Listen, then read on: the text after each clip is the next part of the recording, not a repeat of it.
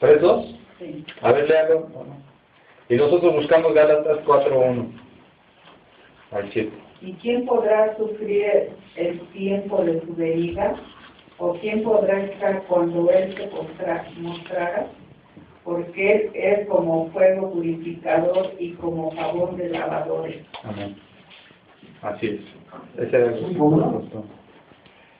Gálatas 4:1 al 7.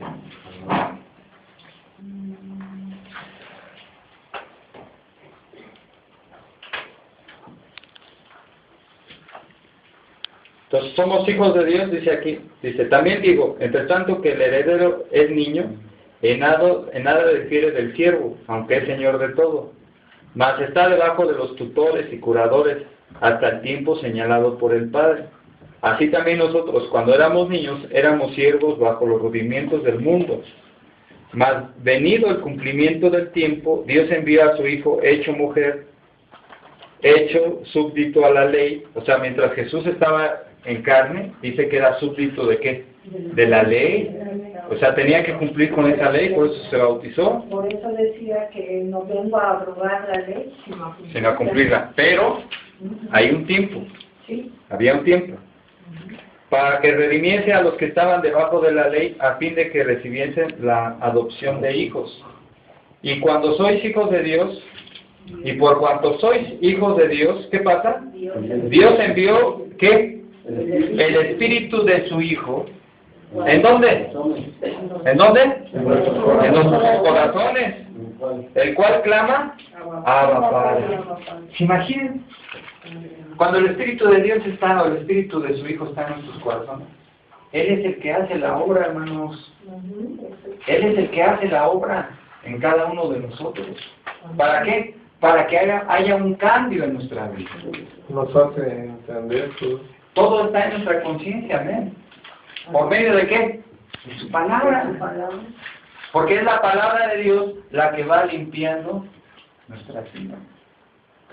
La que va entrando en nuestra conciencia. Para entonces darle paso a nuestro corazón. Porque fíjense, todas las cosas que uno hace, las hace verdaderamente porque nace cuando no nos pesan, cuando no nos pesan. Porque cuando era ahora que ya estoy viejo, a las 10:30 me dan ganas de irme a dormir. Pero cuando andaba yo de novio con Laura, no me pesaba ir a verla hasta Portales, ¿no? Y era la hora que fuera. Se me movían los pies. ¿Qué era lo que movía mis pies? Pues mi corazón. ¿No? El amor. Eso es lo que a veces el amor es una fuerza muy grande, ¿verdad? Y entonces es lo que nos mueve. Cuando estoy convencido, cuando está algo en mi corazón, esa es la convicción que me lleva a actuar, a hacer un cambio verdaderamente. Porque si yo empiezo a ver la palabra de Dios como una recomendación del pastor, una recomendación de mis papás, una recomendación de mis hermanos, pero si yo nada más la veo como una recomendación, significa que es una idea ajena a mí. Pero cuando esa idea la hago propia, cuando la introduzco en mi corazón, ya no es una recomendación, ya es mi convicción, ya es mi deseo. Ya está manifestado. Ya está Dios en mí. Ya no es una idea, ya no es una recomendación pastoral o de religiosa, sino es una convicción de hacer, de buscar, de cambiar. Es algo que no me conviene, es algo que me conviene hacer. Y ya no me conviene hacer. Ya es un juicio que está haciendo Dios en mi vida. Esa es la gran diferencia entre el bautismo del agua, que no me sirve sino para limpiar mi cuerpo nada más. Pero el Espíritu Santo es para cambiar mi forma de ser. Y además, una cosa importante, nos sirve para la salvación. Como decía en un principio, los primeros discípulos bautizaban en agua. Ahora sí vamos a leer el capítulo 11 de Juan, que es ahí donde Hechos 11.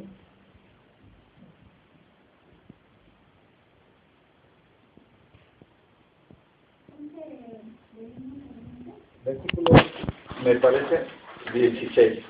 Vamos a leer desde el 14.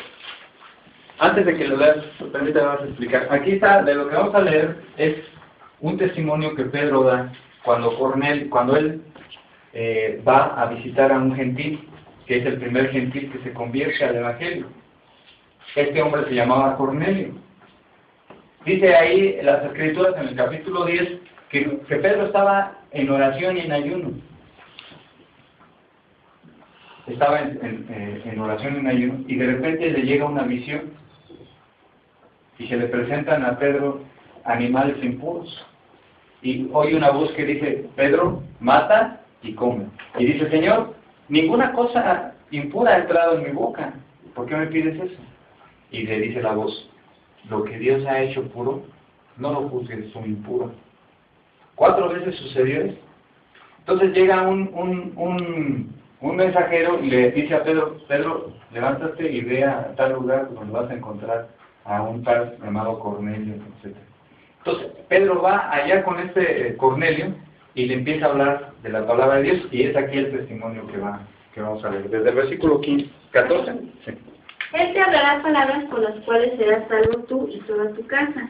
Y cuando comencé a hablar, cayó el Espíritu Santo sobre ellos también, como sobre nosotros al principio. Entonces me acordé de lo dicho por el Señor cuando dijo: Juan ciertamente bautizó en agua, mas vosotros seréis bautizados con el Espíritu Santo. Entonces ahí se acordó de algo, ¿verdad? Entonces se acordó de algo. Cornelio no fue bautizado en agua, pero dice que cuando empezó a hablar, cayó que el Espíritu Santo en ellos. Entonces no era necesario el bautismo de agua. Y si ustedes ven, a partir de ahí, se van a dar cuenta que ya no hubo bautismos de agua, sino que entonces se acordó: Juan ciertamente bautizó en agua. Era un bautismo distinto al bautismo de Jesús, porque el bautismo de Jesús era por medio de ¿quién? El Espíritu Santo y fuego, es decir, iba involucrado la muerte. Vamos a ver ahora sí cómo hay cumplimiento de esto. Romanos capítulo 6.